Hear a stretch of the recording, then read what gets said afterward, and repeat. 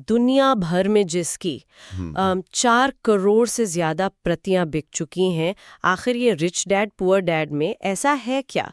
मतलब ये सिर्फ एक किताब तो नहीं लगती, ये तो एक फिनोमेनन बन चुकी है। सही कहा आपने, बिल्कुल।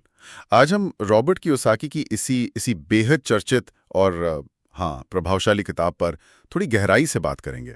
हमारे पास इसकी एक समीक्षा भी है जो इसके मुख्य विचारों को और इसके असर को, यहाँ तक कि इस पर जो कुछ आपत्तियां उठी हैं उनको भी सामने रखती है। अच्छा, तो हमारा इरादा मतलब ये है कि इस चर्चा के जरिए जो 2 बिल्कुल अलग नजरिए दिए गए हैं उनको समझा जाए। हाँ। और ये भी पता चले कि क्यों ये किताब आज भी इतनी रेलेवेंट है।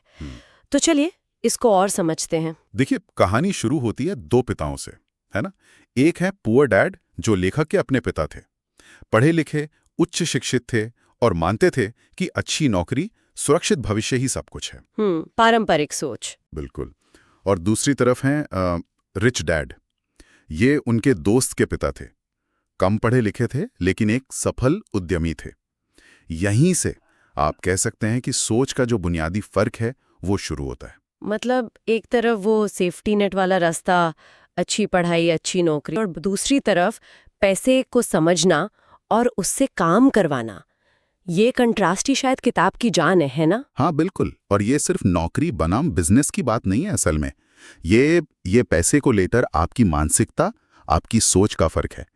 कियोसाकी का जो मुख्य तर्क है वो ये कि हमारी जो पारंपरिक शिक्षा है, स्कूल, कॉलेज, वो हमें पैसे के लिए काम करना सिखाते हैं, लेकिन पैसा खुद कैसे काम करता है ये नहीं सिखाते।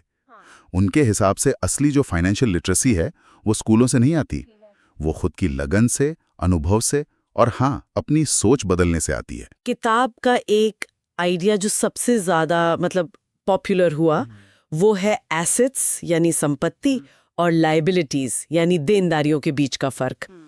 क्या आप इसे थोड़ा और आसान शब्दों में बता सकते हैं, क्योंकि कियोसाकी इसे पारंपरिक ढंग से नहीं देखते हैं। जरूर। कियोसाकी बहुत बहुत सिंपल तरीके से समझाते हैं। एसेट वो चीज है जो आपकी जेब में पैसा डालती है, बस। अच्छा। जैसे किराए की इनकम देने वाली कोई प्रॉपर्टी हो गई, डिविडेंड देने वाले स्टॉक हो गए, या कोई ऐसा बिजनेस जो आपके बिना भी चले, पैसा आता रहे। और लायबिलिटी वो है जो आपकी जेब से पैसा निकालती है, जैसे कार का लोन, क्रेडिट कार्ड का कर्ज, या यहां तक कि उनका कहना है कि आपका अपना घर भी लायबिलिटी हो सकता है अगर वो आपकी जेब से पैसा निकाल रहा है, लोन की किस्तों में, मेंटेनेंस में। ओह, ये इंटरेस्टिंग है। उनका वो फेमस कोट है ना, अमीर लोग संपत्ति जमा करते हैं, गरीब और मध्यम वर्ग देनदारियां जमा करते हैं जिन्हें वो संपत्ति समझ लेते हैं। ये सोच बदलने वाली बात है एकदम। मत करो पैसे को अपने लिए काम पर लगाओ, मतलब पैसिव इनकम पर जोर। बिल्कुल। उनका कहना है कि सिर्फ सैलरी पर टिके रहने के बजाय ऐसे सोर्सेज बनाने चाहिए जिनसे पैसा लगातार आता रहे, भले ही आप उस वक्त एक्टिवली काम ना भी कर रहे हो। और इसके लिए वो रास्ते सुझाते हैं, जैसे अपना बिजनेस शुरू करना, रियल एस्टेट में इन्वेस्ट करना, स्टॉक मार्केट वगैरह। और एक और जरूरी बात, वो कहते हैं अपना खुद का बिजनेस देखो। मतलब ये कि अगर आप नौकरी कर भी रहे हैं तो भी साइड में अपनी संपत्ति बनाने पर ध्यान दो। इसमें वो रिस्क वाला एंगल भी आता है।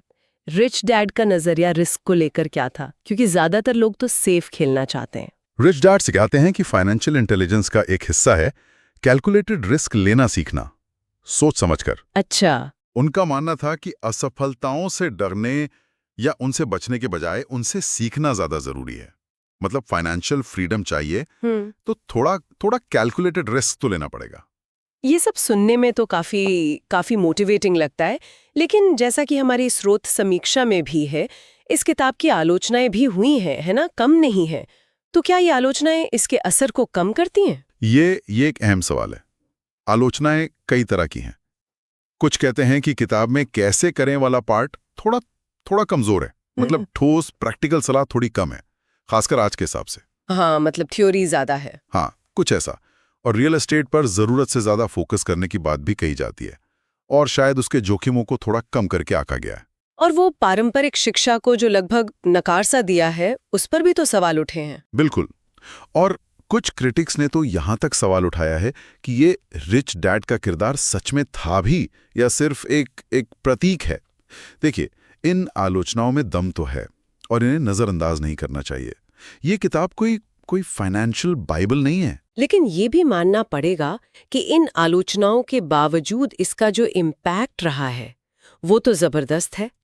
इसने दुनिया भर में लाखों लोगों को पहली बार फाइनेंशियल लिटरेसी के बारे में सोचने पर मजबूर तो किया ही है। निश्चित रूप से इसका सबसे बड़ा योगदान शायद यही है कि इसने पैसे को लेकर जो एक बनी बनाई सोच थी ना, उसको चैलेंज किया।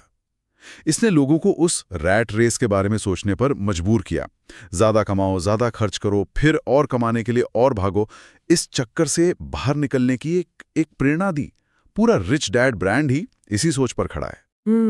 तो अंत में हम ये कह सकते हैं कि ये किताब शायद हर किसी के लिए एकदम सही नुस्खा ना हो, स्टेप बाय स्टेप गाइड ना हो, लेकिन उन लोगों के लिए जो अपनी फाइनेंशियल जर्नी अभी शुरू कर रहे हैं या जो नौकरी के उस जाल से बाहर निकलना चाहते हैं, उनके लिए ये एक मजबूत स्टार्ट पॉइंट और सोच बदलने वाला टूल हो सकती है। बिल्कुल सहमत हूं। और यहीं पे हम एक सवाल छोड़ सकते हैं श्रोताओं के लिए।